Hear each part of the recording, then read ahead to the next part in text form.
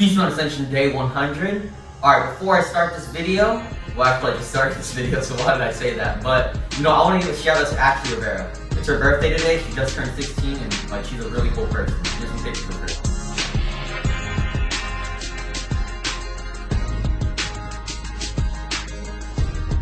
So I want to talk about my workout journey, and that's what a lot of people ask me.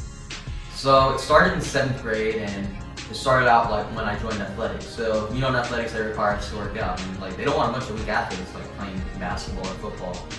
And so we would do basic workouts. So we'd do like bench press, squats, and deadlifts. Nothing too advanced like chest flies or lat pull down. No, we just did the basic stuff. And then I remember like being one of the weakest ones there. Well, yeah, I not the weakest one there rather, but just pretty weak to compare to where I am right now.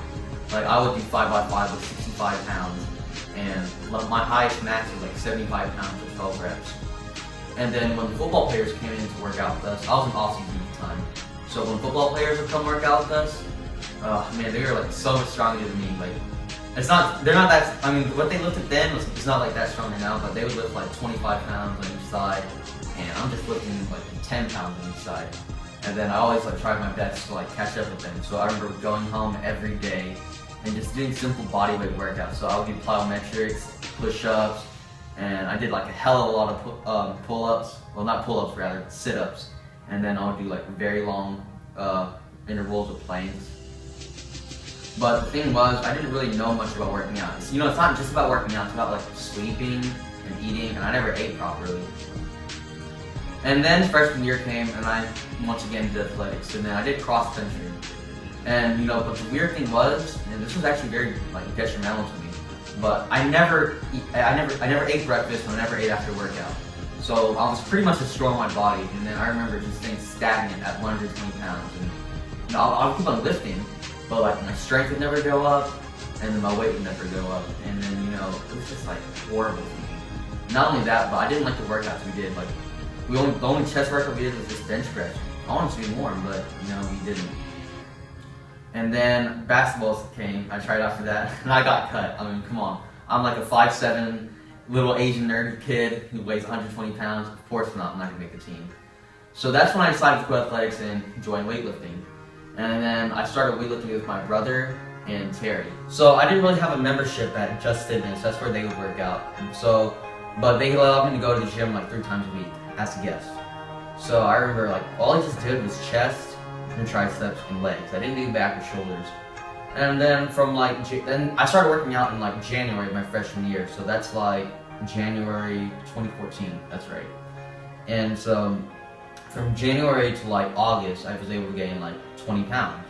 I was like, oh sweet, that's cool. Let me go to school and see if anyone notices. And well, yeah, no one noticed. But hey, I was stronger. You know, I like that. But I still wasn't working out correctly, because you know in bodybuilding you always have to vary your reps and sets, your exercises. So I mean, I remember I plateaued on dumbbell press for like on 55 pounds 3 sets of 10. I never varied the sets and reps, and it took me like 3 months just to be able to like finally do 55 pounds for 3 sets of 10. And so I kept on sticking to the same routine until January of 2015, and I was 150 pounds by then. And then I realized like my physique was really lacking some back and shoulders, so I decided to work on my back and shoulders. So yeah, I started to do back and shoulders. You know, at first, and I stuck with it for 3 weeks, but you know, I remember as a beginner, I always liked feeling sore, and then I felt that being sore meant progress. And quite frankly, on back and shoulders, I didn't feel sore, so I stopped for a while. But you know, later I did some research and found out that you don't have to be sore to make progress. You know, as long as you're lifting hard, that's good. And then I remember, I was like, fine, let me just stick with shoulders and back. And you know, I started working out more correctly. I started to vary my sets and reps, vary my exercises every single workout. And then I remember in March of 2015, I was finally able to do 135 pounds on the bench press with 3 sets of 10. And quite frankly, that felt like really, really amazing. And then after that, summer came, summer 2015 came, and then I started working out really, really, really hard.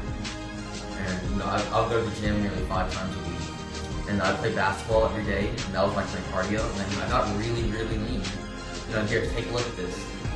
Okay, take a look at that. Okay. And then March and Van came, and you know, for some reason, I didn't sleep properly still. I still didn't sleep properly. And then I remember I just stopped keeping track of my macros. I got a little lazy with it. And then I remember I got a little fatter. And then, here, take a look at this. But, even though I did get fatter, I would still keep on lifting properly. And then I remember that year I wanted to do powerlifting. I was like, you know what, let me just do powerlifting. Let me just try it out. I like weightlifting, so why not do it? And so I did do powerlifting. And by the time I did powerlifting, I went from 150 pounds to 160. And when I did powerlifting, my maxes for squat were like 380 pounds, and then bench press was like 200 pounds. And then my deadlift was 405 pounds. I was really proud of that. And I remember Cody Colbo's dad, he helped me out. So Cody Colbo, by the way, is like a very experienced powerlifter. And his dad, they would always go to the gym together, and his dad really helped me improve my deadlift form and make it more effective. And powerlifting, I didn't do well. I got 5th place in my weight class at one powerlifting meet. But you know what, I still enjoyed lifting. It was still fun. And I always continued to keep on lifting. And then after powerlifting, I started taking creatine more. Because I read about it in like bodybuilding.com, these articles about how it can really help you with your gains and stuff. So I started taking that, and it really did help me out a lot. And then on March 9th, 2016, this is my junior year, spring of my junior year, I went to the gym, because Terry invited me to have a back workout with him and some other chick. I think her name's Kim or Julie. They're twins. I can't tell which one's which, but yeah, I went to go work out with them. And then on the way there, I got in a head-on collision, and it was really scary. I blacked out as soon as I collided, and then I remember waking up and then just seeing the whole car. It just looked like it exploded, And then there was blood all over my shirt, and then, I just remember, God, am I gonna be paralyzed or something? Because, if I'm paralyzed, I can't lift at all. And, I was just really scared at the time. And then I remember the dashboard of the car, or like the front part of the driver's compartment, it was like completely crushing my leg. And it felt really painful. And so the cops, after being trapped there 90 minutes, the firefighters and police officers, they were able to get me out of the car, take me to the hospital. And then I remember on the way to the hospital, every time the ambulance turned, my leg hurt like crazy. I just screamed like a lot. And then when we did get to the hospital, I remember the doctor saying, yeah, he could be disabled for a year or 6 months. And I was like, oh gosh. Because lifting, I love it. And it's sucker down and what I do, I'm just studying, that's it. And then at the hospital, they said I disabled my femur, my forearm right here, and then my tibia. And so I was in hospital for 4 days, and a lot of friends came, a lot of family, I really appreciate it. And then I came home after 4 days, and then I remember just coming home and just being so weak. I'll walk this walker, here, take a look at this. Oh, sorry, I don't know why this is here. But yeah, I walk on this, Yeah, I remember I used to walk on this, and, it was a hell of a struggle. I remember I could barely, I was always limping, even with this walker, surprisingly. And then I'd always put a lot of pressure on here, and that kind of hurt. Alright, so now I don't know about my walker. And then I remember sometimes I had to be in a wheelchair, because, I just moved too slow to class, and, I'd always have, a friend around and stuff. And then I remember just feeling really depressed, and I don't know, I was just haunted every day by a car accident, I just always kept on thinking about it at night. And then, but I was really lucky to have some friends, I just focused on schoolwork, I don't know why. I'm Asian first of all, yeah, of course, but it just felt really nice, just getting the assignment out of the way, getting everything done on time. Yeah, and then I remember looking back, just looking back in the summer, I remember the first time I was able to walk without a limp, and that was just such a major accomplishment. And then around the middle of August, or the middle of marching season, or summer band rather, I was finally able to run. I was like, hell yes, it's awesome. And gosh, I've never realized, but I really like weightlifting so much. It's not just about making muscle mass gains or getting stronger in the bench, but it's just about getting better every single day, and I love that. And it applies to a lot of other aspects of life too. You always have to get better, And I'm not scared of any difficulty that can happen. I embrace it. I like it.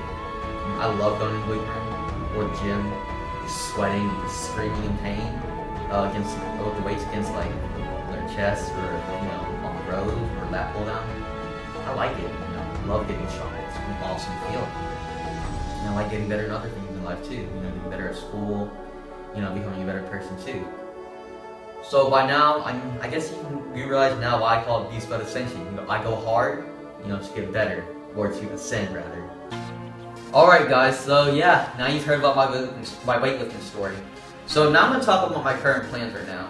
So there came a point in the summer, I saw Michael Phelps competing in the Olympics, I remember that. And then I went up online and looked at his diet, and that's really crazy, like 12,000 calories a day, eating unhealthy food. And then, I saw that diet and I was like, what, screw it. I'm gonna eat like Michael Phelps and not keep track of my macros. And, I dirty bulked pretty much.